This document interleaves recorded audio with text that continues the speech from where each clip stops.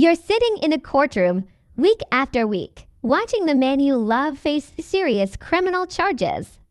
You rearrange your entire life around prison visits, defend him publicly while he's allegedly calling 10 other women behind bars, and when the world tells you to run, you double down and call it loyalty. But what happens when devotion becomes self-destruction? When does standing by someone cross the line into losing yourself completely? Today, we're diving deep into one of the most psychologically complex celebrity relationships that's had everyone talking. And trust me, the red flags we're about to unpack will have you questioning everything you thought you knew about love, loyalty, and where to draw the line. This story begins with Jeffrey Lamar Williams, better known as Young Thug, who became a father at just 17 years old. By the time he reached his 20s, he had 6 children with 3 different women. In interviews, he openly admitted parenthood was one of the hardest challenges he'd ever faced, even questioning his own decisions. This pattern of complicated relationships would continue throughout his life, including a tumultuous engagement with Jerica Carley that ended in 2020 amid accusations of abuse and chronic infidelity. Enter Mariah, the scientist. In 2021, they collaborated on a track called Walked In, and within months, they were spotted together at sporting events.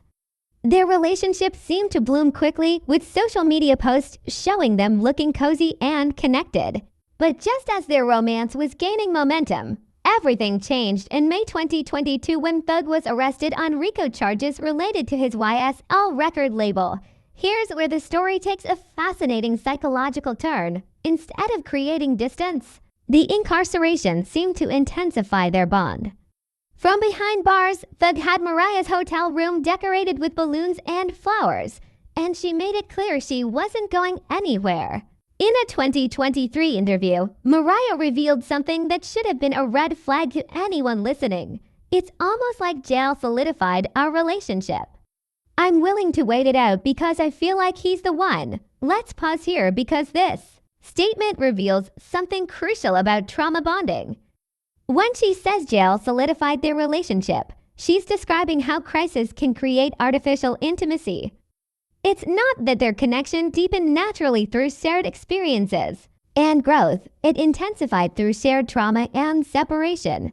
This is textbook trauma bonding, where intense emotional experiences followed by intermittent reinforcement create an addictive cycle. Mariah began visiting weekly, talking to him all day, every day, and completely restructuring her life around his incarceration. She admitted to initially being so emotional that she was crying constantly, but then forced herself to stop because she felt it would make him sad.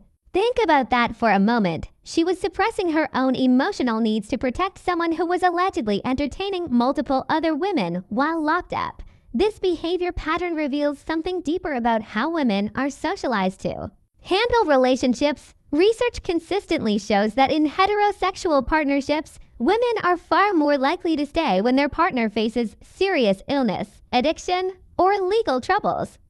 Men, statistically speaking, are much more likely to abandon ship when the going gets tough. Women are conditioned from childhood to believe that real love is proven through sacrifice, that being a good woman means holding everything together even when your partner falls apart.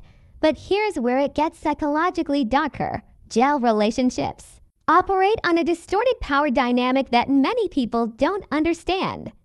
While the incarcerated person appears powerless, they actually hold tremendous emotional control through scarcity. They decide when to call, when to write, when to engage. The person on the outside becomes completely dependent on their availability, waiting by the phone like a loyal dog hoping for scraps of attention. In this dynamic, Mariah wasn't just loving Thug, she was loving the story she'd created about their relationship. She was in love with her own narrative of being the loyal woman who could handle what others couldn't. This is where devotion crosses into dangerous territory, where you're no longer responding to the actual person, but to your idealized version of them and your role in their story. The fantasy became so consuming that even one of Thug's baby mothers praised Mariah for encouraging him to call his children daily. She was literally managing his other relationships while he was locked up, functioning more like a personal assistant than a girlfriend. When your purpose becomes managing someone else's chaos, you've stopped being a partner and started being a caretaker. By 2023, Mariah was already planning their future, telling interviews that she felt they both wanted marriage and describing their relationship as having great balance. Balance between someone who's free and someone who's incarcerated, between someone who's faithful and someone who's allegedly entertaining multiple women. The cognitive dissonance required to call that balance is staggering. When Thug was released in October 2024 after accepting a plea deal, you'd think the story would have a happy ending. Instead, it exploded into public humiliation. In December 2024, footage leaked of a 2020 to prison video call between Thug and Instagram model Lena said the conversation was clearly romantic, with him telling her he wanted her to be out there with him and both of them exchanging "I love you." Remember, this was recorded while he was supposedly committed to Mariah, who was rearranging her entire life to support him. But wait, it gets worse. In that same call, Thug admitted he was afraid Mariah loved him too much and revealed he was calling at least 10 other women every time he got on the phone. 10 other women. While Mariah was sitting in courtrooms, making weekly visits, and publicly defending their love, instead of privately apologizing, Thug took to Twitter on Christmas Eve to make a public apology to Mariah, then referred to Lena as his twin and claimed people had misunderstood their conversation.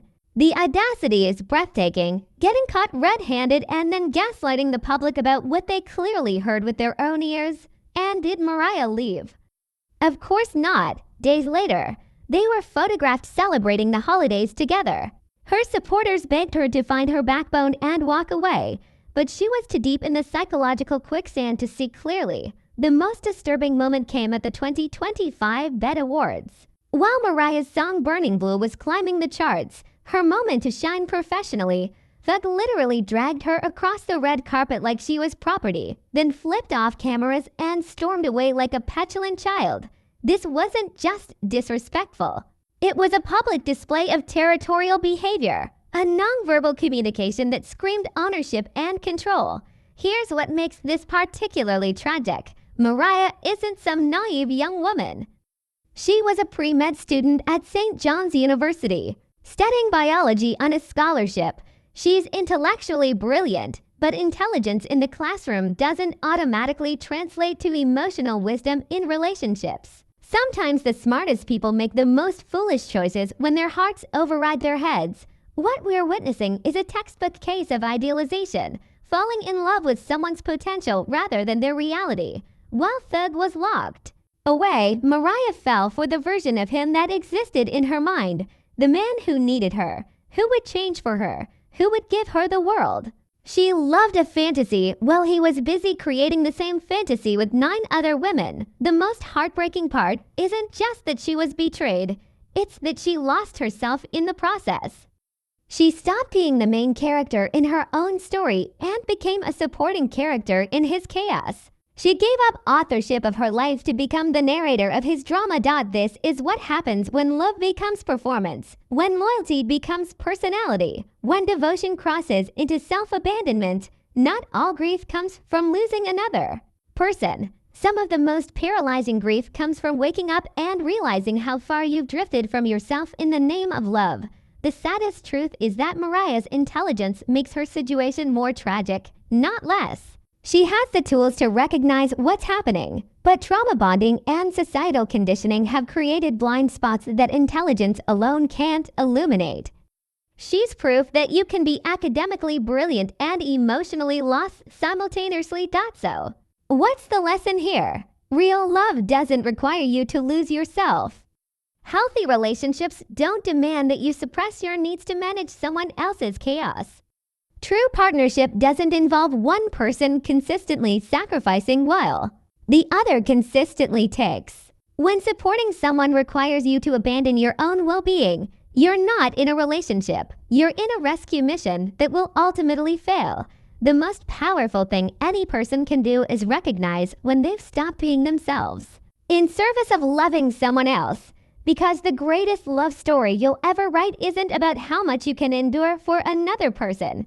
It's about how fully you can show up as yourself while genuinely loving another.